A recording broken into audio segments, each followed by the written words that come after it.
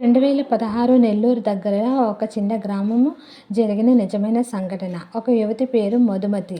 ఆమె ఎప్పుడూ ఆనందంగా ఉండేది. కానీ ఒకరోజు అర్ధరాత్రి రోడ్డుపై వెళ్తున్నప్పుడు యాక్సిడెంట్లో అక్కడికక్కడ చనిపోయింది.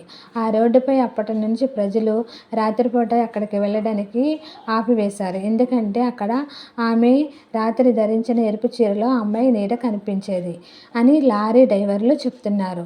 ఒకరోజు అర్ధరాత్రి మధు రోడ్డుపై నిలబడి నన్ను ఇంటికి తీసుకెళ్తావా అని అడుగుతుంది ఒక లారీ డ్రైవర్ని. ఆ అబ్బాయి అది చూసి భయపడిపోయి పారిపోయాడు. కానీ తర్వాత కారు లోపల రక్తపు మరకలు ఉన్నాయి. అదే రోజు నుంచి ఆ రోడ్డుని మధు రోడ్డు అని పిలుస్తారు. ఇది నిజంగా జరిగిన సంఘటన. మీకు నచ్చినట్లయితే లైక్ చేయండి, షేర్ చేయండి, మా ఛానల్ని సబ్స్క్రైబ్ చేసుకోండి. Thank you.